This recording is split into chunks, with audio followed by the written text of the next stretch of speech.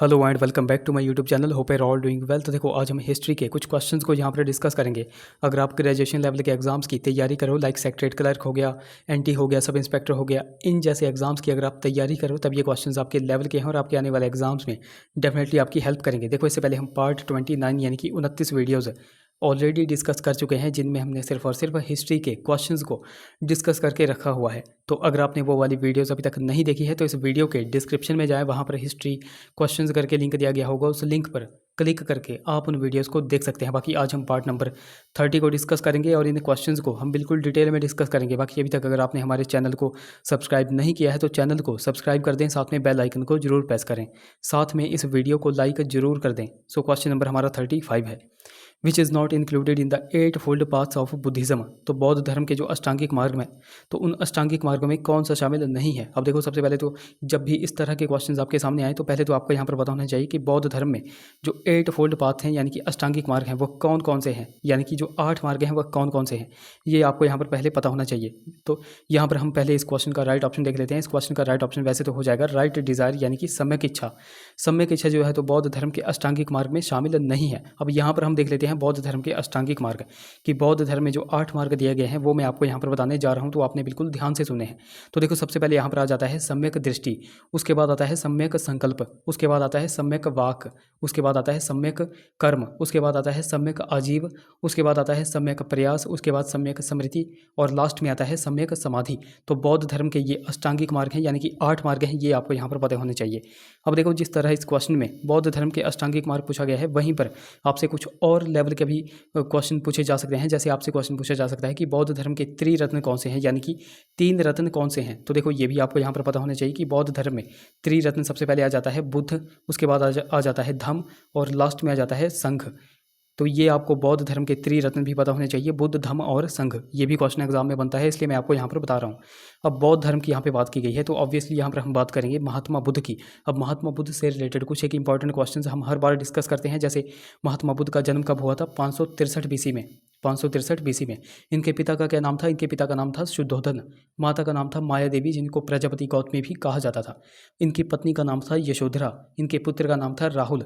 और महात्मा बुद्ध की मृत्यु कब हुई थी? तो 483 यानी कि 483 बीसी में इनकी मृत्यु हुई थी। और 483 बीसी में जब इनकी मृत्यु हुई थी तो बौद्ध धर्म में जो पहली संगति की गई थी तो वो भी 483 बीसी में ही की गई थी। ये भी आपको यहाँ पर पता होना चाहिए। अब महात्मा बुद्ध के बारे में एक और मोस्ट इंपॉर्टेंट क्वेश्चन पूछा जा रहा है। आपसे क्वेश्चन पूछा जा रहा है कि महात्मा बुद्ध ने सबसे ज़्यादा उपदेश कहाँ पर दिए थे? तो मैं आपको यहाँ पर बता दूँ कि महात्मा बुद्ध ने सबसे ज़्यादा उपदेश श्रावस्ती में दिए थे। श्रावस्ती किसकी कैपिटल थी? तो देखो, श्रावस्ती जो है तो कौशल की कैपिटल थी। कौशल एक महाजनपद था, तो कौशल महाजनपद की कैपिटल क्या थी? तो वो थी श्रावस्ती। देखो, टोटल जो है तो 16 महाजनपद थे प्राचीन भारत में। उन 16 प्राचीन महाजनपदों में से एक महाजनपद था कौशल, जिसकी कैपिटल क्या थी? श्रावस्ती। और श्रावस्ती से जो है तो महात्मा बुद्ध ने सबसे ज़्यादा उपदेश दिए थे। तो ये भी आपको यहाँ पर पॉइंट नोट रखना है। अब देखो, महात्मा बुद्ध के बारे में एक और क्वेश्चन बनता है कि महात्मा बुद्ध के शाही घोड़े का क्या नाम था? ये मैं आपको हर बार बताता हूँ। तो उनके शाही घोड़े का नाम था कंथक। ये हमीरपुर बोर्ड में एग्जाम में क्वेश्चन पूछा गया है, इसलिए मैं आपको यहाँ पर बताता रहता हूँ। तो ये भी आपने यहाँ पर नोट करते चलना है। अगले क्वेश्चन की बात करें, a great astronomer and mathematician during the Gupta period was. तो गुप्त काल के दौरान महान ज्योतिर्विद और गणितज्ञ कौन थे?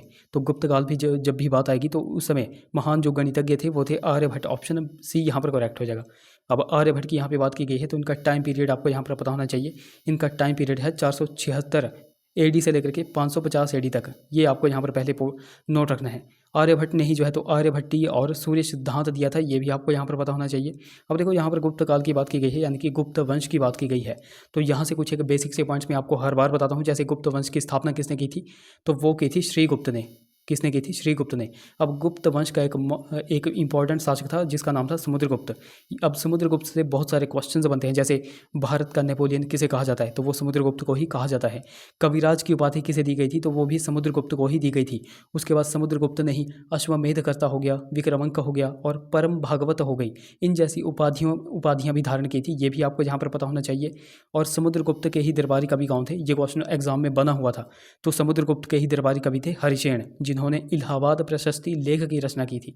तो ये कुछ बेसिक से पॉइंट्स मैंने आपको समुद्रगुप्त के बारे में बता दिए। गुप्त वंश से कुछ एक और भी मोस्ट इंपॉर्टेंट क्वेश्चन से पूछे जा रहे हैं। जैसे आपसे यहाँ पर क्वेश्चन पूछा जा रहा है कि गुप्त काल में जो महत्वपूर्ण व्यापारिक केंद्र था वो कौन था। तो देखो गुप्त काल में महत्वपूर्ण जो व्यापारिक केंद्र था वो था उज्जैन। ये आपको यहाँ पर पता होना चाहिए। और एक और क्वेश्चन यहाँ से पूछा जा रहा है कि गुप्त वंश के जो राजा थे वह किस धर्म को मानते थे। तो ये भी आपको नोट रखना है। कुछ एक स्टूडेंट्स यहाँ पर शैव धर्म टिक करके आ जाते हैं, जो कि बिल्कुल गलत है। आपको यहाँ पर बिल्कुल नोट रखना है कि गुप्त वंश के जो राजा थे वह वैष्णव धर्म को मानते थे। किस धर्म को? वैष्णव धर्म को। अब जिसको भी वैष्णव धर्म का पता होगा कि गुप्त वंश के शासक वैष्णव धर्म को मानते थे, तो कई बार यहाँ पर आपसे पूछा जाता है कि गुप्त वंश का राज चिन्ह क्या था।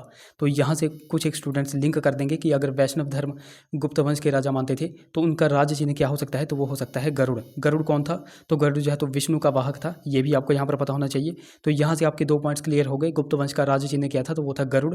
और गुप्त वंश के राजा किस धर्म को मानते थे? तो वो मानते थे वैष्णव धर्म को। तो ये कुछ बेसिक से पॉइंट्स मैंने आपको गुप्त काल के बारे में बता दिए। ये भी आपको यहाँ पर नोट रखने हैं। अगले क्वेश्चन की बात करें, क्वेश्चन नंबर हमारा 37 है। Most of the Chola temples were dedicated to. तो अधिकतर जो चोल मंदिर थे वह समर्पित किसको थे? तो वो थे शिव को। ऑप्शन बी यहाँ पर करेक्ट हो जाएगा। अब देखो चोल वंश में एक इंपॉर्टेंट है शिव का मंदिर था, वो कौन सा था? तो वो था तंजौर में राजराजेश्वर का शिव मंदिर। अच्छा, यह किसने बनवाया था? तो चोल वंश का ही एक राजा था जिसका नाम था राजराज फर्स्ट, उसने यह शिव का मंदिर बनवाया हुआ था। तो ये भी आपको यहाँ पर पॉइंट नोट रखना है। अब चोल वंश की यहाँ पे बात की गई है, तो चोल वंश का संस्थापक कौन था ये आपको यहाँ पर पता होना चाहिए। तो चोल वंश का संस्थापक था विजयालय। कौन था? विजयालय। और इसने अपनी राजधानी कहाँ पर स्थापित की थी? यानी कि देखो आपसे कई बार चोल वंश की कैपिटल भी पूछ ली जाती है। तो चोल वंश की राजधानी थी तंजौर या फिर तंजावुर में। ये भी आपको यहाँ पर पता होना चाहिए। अच्छा, यहाँ पर मैंने आपको बताया कि राजराज फर्स्ट ने जो है तो तंजौर में राजराजेश्वर शिव मंदिर बनाया हुआ था। अब यहाँ से आपसे एक क्वेश्चन पूछा जाता है राजराज फर्स्ट के बारे में। तो राजराज फर्स्ट और राजेंद्र फर्स्ट से एक क्वेश्चन यहाँ पर पूछा जाता है। तो क्वेश्चन क्या पूछा जाता है और यहाँ पर आप कन्फ्यूज़ हो जाते हो। तो क्वेश्चन सबसे पहले यहाँ पर पूछा जाता है कि श्रीलंका पर सबसे पहली बार आक्रमण किसने किया था। तो देखो ये आपको यहाँ पर बिल्कुल नोट रखना है कि श्रीलंका पर सबसे पहली बार आक्रमण किया था राजराज फर्स्ट ने। किसने किया था? राजराज फर्स्ट ने। और कई बार आपसे यहाँ पर पूछा जाता है, अब आप सभी को पता है कि श्रीलंका को ही पहले क्या कहते थे? तो श्रीलंका को ही पहले सिलोन कहा जाता था। तो कई बार देखो आपसे यहाँ पर पूछा जाता है कि सिलोन पर पहली बार जो है तो अधिकार किसने किया था? तो अधिकार किया था राजेंद्र फर्स्ट ने। ये आपको यहाँ पर बिल्कुल डिफरेंस यहाँ पर समझना है। राजेंद्र फर्स्ट ने जो है तो श्रीलंका पर अधिकार किया था, जबकि सबसे पहली बार जो आक्रमण था वो किया था राजराज फर्स्ट ने श्रीलंका पर। तो यहाँ पर भी आपको कन्फ्यूज़ नहीं होना है। अब देखो ये जो राजेंद्र फर्स्ट था ये बहुत ही ज़्यादा इंपॉर्टेंट राजा था चोल साम्राज्य का। अब देखो कई बार आपसे यहाँ पर पूछा जाता है कि चोल साम्राज्य का सर्वाधिक विस्तार किस राजा के समय हुआ था।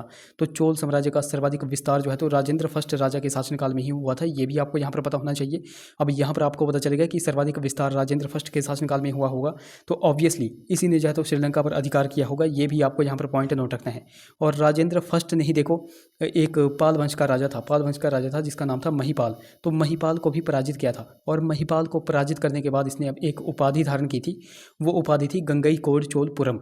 तो गंगईकोंड चोलपुरम किसने उपाधि धारण की थी? तो वो की थी चोल वंश के राजा राजेंद्र फर्स्ट ने। तो इस तरह से आपको कुछ एक क्वेश्चंस लिंक करके चलने हैं। इसी तरह आपके क्वेश्चंस एग्जाम में क्लियर होंगे।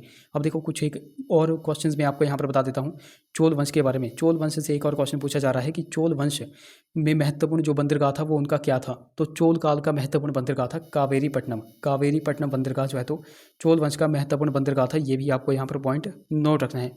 अब चोल वंश का मैंने आपको बताया कि चोल वंश की कैपिटल क्या थी, तो वो थी तंजौर या फिर तंजापुर। यहाँ से देखो आप एक क्वेश्चन का आंसर कमेंट्स करके बताओ। राष्ट्रकूट, एक तो आप बताओ राष्ट्रकूट वंश की स्थापना किसने की थी, कब की थी और इनकी राजधानी क्या थी।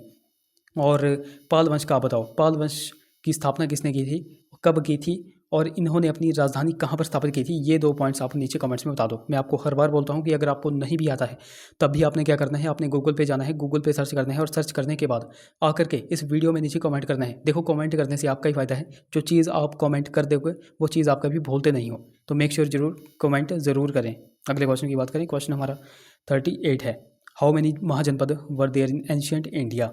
तो प्राचीन भारत में कितने महाजनपद थे। आप देखो थोड़ी देर पहले वाली वीडियो जो क्वेश्चन था उसमें ही मैंने आपको यहाँ पर बताया हुआ था कि टोटल महाजनपद कितने थे, तो वो थे 16 महाजनपद। ऑप्शन बी यहाँ पर करेक्ट हो जाएगा। अब देखो यहाँ पर आपने क्या करना है, अब 16 महाजनपद तो हम इस वीडियो में नहीं बता सकते हैं, बट मैं आपको एक पॉइंट यहाँ से बना देता हूँ जो कि सेंट्रल लेवल के एग्जाम में पूछा गया था। अब देखो आपसे क्वेश्चन क्या पूछा गया था, जो 16 महाजनपद हैं, तो 16 महाजनपद जो प्राचीन भारत में थे। अब वर्तमान भारत की अगर बात की जाएगी तो वर्तमान जो इंडिया है तो बिहार में कितने हैं, बिहार में कितने महाजनपद पड़ते हैं, यूपी में कितने पड़ते हैं, इस तरह के क्वेश्चंस आपके एग्जाम में पूछे गए थे।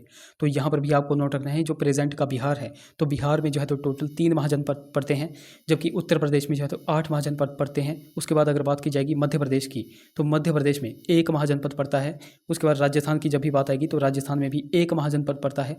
और साउथ इंडिया की जब भी बात आएगी तो साउथ इंडिया में भी 1 महाजनपद पड़ता है। और लास्ट में आपके बच गए 2 महाजनपद जो कि भारत के बाहर स्थित है। तो इन सभी को आप मिलाओगे तो वो हो जाएंगे 16 महाजनपद। तो यहाँ से आपके एक पॉइंट क्लियर हो गया कि सबसे ज़्यादा महाजनपद वर्तमान में किस राज्य के पास हैं, तो वो थे यूपी के पास, यानी कि उत्तर प्रदेश के पास। ये आपको यहाँ पर पॉइंट नोट रखना है। अब उत्तर प्रदेश के पास सबसे ज़्यादा महाजनपद की संख्या थी, तो यहाँ पर आपको पता होना चाहिए कि उत्तर प्रदेश में क्या क्या महाजनपद थे। तो कुछ एक महाजनपद में आपको यहाँ पर बताने जा रहा हूँ जो कि यूपी में पड़ते हैं, जैसे काशी हो गया, काशी महाजनपद। तो काशी महाजनपद की कैपिटल क्या है ये भी आपको यहाँ पर पता होना चाहिए। तो काशी महाजनपद की कैपिटल थी वाराणसी। उसके बाद आपसे यहाँ पर पूछा जाता है कौशल महाजनपद। अब देखो कौशल महाजनपद हमने पिछले ही क्वेश्चन में देखा था, आपसे उस समय क्वेश्चन पूछा गया था कि बुद्ध ने सबसे ज़्यादा उपदेश कहाँ पर दिए थे, तो कौशल की कैपिटल श्रावस्ती में जो है तो सर्वाधिक उपदेश दिए थे। तो इस तरह से आपको ये भी नोट रखना है कि कौशल की कैपिटल क्या थी, तो वो थी श्रावस्ती। फिर आपको यहाँ पर मोस्ट इंपॉर्टेंट नोट रखना है मल्ल महाजनपद, इसकी कैपिटल क्या थी, तो इसकी कैपिटल थी कुशीनगर। क्या थी? कुशीनगर। फिर आपको यहाँ पर नोट रखना है वत्स महाजनपद, इसकी कैपिटल क्या थी, तो इसकी कैपिटल थी कौशंबी।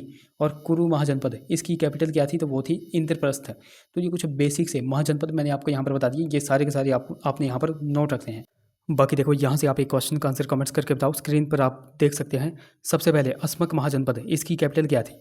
उसके बाद कंबोज महाजनपद, इसकी कैपिटल क्या थी। और गंधार महाजनपद, इनकी कैपिटल क्या थी, ये आप नीचे कमेंट्स में बता दो। बहुत ही ज़्यादा इंपॉर्टेंट क्वेश्चन है, बहुत बार एग्जाम में पूछे गए हैं। अगले क्वेश्चन की बात करें, क्वेश्चन हमारा 39 है। Akbar was the ruler of which dynasty, तो अकबर किस वंश का शासक था। आप सभी को पता है कि अकबर मुगल वंश का शासक था, ऑप्शन सी यहाँ पर करेक्ट हो जाएगा। अब देखो अकबर मुगल वंश का शासक था, तो अकबर के बारे में बहुत सारे पॉइंट्स बनते हैं, हम हर बार उनको डिस्कस करते हैं, तो आज भी हम यहाँ पर देख लेते हैं। तो सबसे पहला पॉइंट यहाँ पर बनता है कि अकबर का जन्म कब हुआ था। अकबर का जन्म हुआ था 1542 में। उसके बाद पॉइंट बनता है कि अकबर का राज्याभिषेक कहाँ पर किया गया था और कब किया गया था।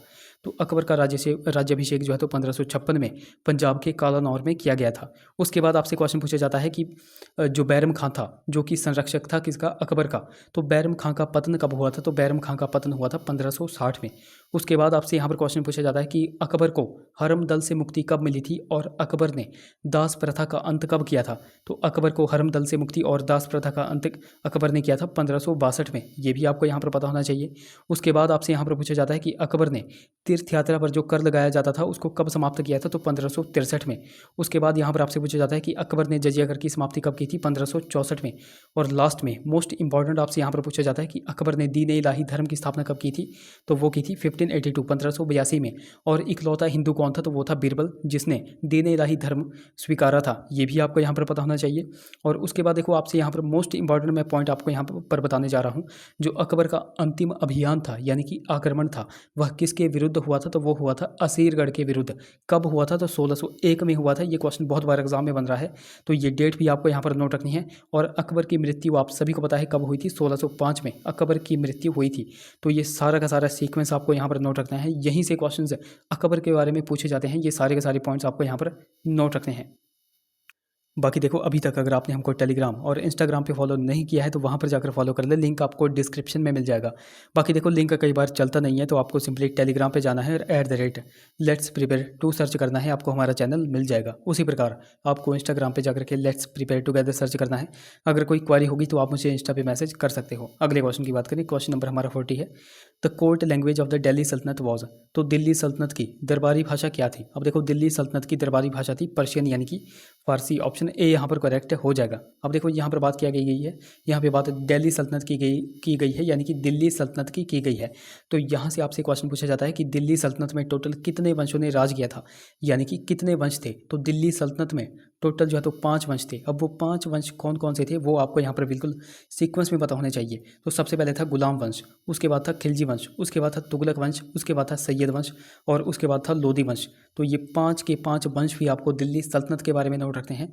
अब सबसे पहले देखो यहाँ पर गुलाम वंश की बात की गई है, तो गुलाम वंश की स्थापना किसने की थी। आप सभी को पता है कि कुतुबुद्दीन ऐबक ने गुलाम वंश की स्थापना की थी। अच्छा कब की थी, डेट्स आपके लिए इंपॉर्टेंट है। तो 1206 में जो है तो गुलाम वंश की स्थापना की गई थी कुतुबुद्दीन ऐबक के द्वारा। अब आगे बात की जाए खिलजी वंश की, तो खिलजी वंश की स्थापना किसने की थी? तो वो की थी जलालुद्दीन फिरोज शाह खिलजी ने, जलालुद्दीन फिरोज खिलजी ने। और कब की थी? 1290 में। और आप सभी को पता है कि जलालुद्दीन फिरोज के बाद जो है तो कौन गद्दी पर बैठा था? तो 1296 में अलाउद्दीन खिलजी जो है तो दिल्ली की गद्दी पर बैठा था। उसके बाद देखो बात की जाए तुगलक वंश की, तो तुगलक वंश की स्थापना किसने की थी? तो वो की थी गयासुद्दीन तुगलक ने। और कब की थी? 1320 में। उसके बाद बात की जाए सैयद वंश की, तो सैयद वंश की स्थापना खिज्र खां ने की थी। और कब की थी? 1414 में। और लास्ट में अगर बात की जाए लोधी वंश की, तो लोधी वंश की स्थापना किसने की थी? तो वो की थी बहलोल लोधी ने। और कब की थी? 1451 में। तो ये सीक्वेंस देखो आपको यहाँ पर नोट रखना है, ये सीक्वेंस बहुत बार एग्जाम में बनता है, ये सीक्वेंस आपको यहाँ पर नोट रखना है। अब आप सभी को पता है कि देखो जो लोधी वंश था, लोधी वंश की स्थापना हुई थी 1451 में। और कब से कब तक लोधी वंश चला था? तो लोधी वंश का टाइम पीरियड था 1451 से लेकर के 1526 तक। अब आप सभी को पता है कि 1526 में क्या हुआ था? तो पानीपत का पहला युद्ध हुआ था। किस किस के बीच में हुआ था? तो वो हुआ था बाबर के बीच में और यही लोधी वंश का एक शासक था इब्राहिम लोधी। तो बाबर और इब्राहिम लोधी के बीच में जो है तो पानीपत का फर्स्ट वॉर हुई थी। और इसमें विजय प्राप्त हुई थी बाबर को। और बाबर ने जो है तो इब्राहिम लोधी को इसी युद्ध स्थल में मार दिया था। और उसके बाद 1526 में ही बाबर ने जो है तो मुगल वंश की स्थापना कर दी थी। तो इस तरह से आपको ये पूरा का पूरा सिनेरियो नोट रखना है कि सबसे पहले गुलाम वंश आया, उसके बाद खिलजी वंश आया, उसके बाद तुगलक आया, उसके बाद सैयद वंश आया, उसके बाद लोधी, और लोधी के बाद आए थे मुगल। तो ये पूरा का पूरा सीक्वेंस आपको यहाँ पर नोट रखना है। अगले क्वेश्चन की बात करें, क्वेश्चन हमारा 41 है। In which year salt Satyagraha took place, तो नमक सत्याग्रह किस वर्ष में हुआ था? तो ये हुआ था 1930 में। ऑप्शन ए यहाँ पर करेक्ट हो जाएगा। अब यहाँ पर आपसे पूछा जाता है कि नमक सत्याग्रह की शुरुआत किसने की थी? तो वो की थी महात्मा गांधी ने, यानी कि जिसको क्या कहा जाता है? दांडी मार्च कहा जाता है। तो यहाँ पर आपसे पूछा जाता है कि दांडी मार्च कब से कब तक चली थी? तो देखो डेट्स आपके लिए इंपॉर्टेंट है। तो 12 मार्च 1930 से जो है तो दांडी मार्च शुरू हुई थी। और कब तक चली थी? तो वो चली थी 6 अप्रैल 1930 तक। ओके, साबरमती से लेकर के दांडी मार्च यहाँ पर की थी। किन्होंने की थी? तो वो की थी महात्मा गांधी ने। और देखो यहीं से देखो क्वेश्चन पूछा जाता है कि जिस समय नमक सत्याग्रह हुआ था, यानी कि 1930 के बीच में जो है तो नमक सत्याग्रह हुआ था, उस समय हमारे इंडिया में वाइसराय कौन थे? तो वो थे लॉर्ड इरविन। कौन थे? Lord Irwin. और यहीं पर एक क्वेश्चन पूछा जाता है कि गांधी इरविन समझौता, महात्मा गांधी और लॉर्ड इरविन के बीच में एक समझौता किया गया था, तो वो कब हुआ था? तो गांधी इरविन समझौता कब हुआ था? तो वो हुआ था 1931 में। तो ये कुछ बेसिक से पॉइंट्स आपको यहाँ पर नोट रखने हैं। अच्छा, यहाँ से मैं आपसे क्वेश्चन पूछता हूँ, पूना पैक्ट, पूना पैक्ट कब हुआ था? किस किस के बीच में हुआ था? ये आप नीचे कमेंट्स में बता दो। तो देखो गाइस, ये थे हमारे कुछ क्वेश्चंस। आई होप वीडियो आपको इन्फॉर्मेटिव लगी होगी। अगर वीडियो अच्छी लगी है तो जरूर से इसे लाइक करें, शेयर करें, चैनल को सब्सक्राइब करें, साथ में हमें टेलीग्राम और इंस्टाग्राम पे फॉलो करना बिल्कुल ही ना भूलें। तो चलिए मिलते हैं हम अगली वीडियो में। Till then take care.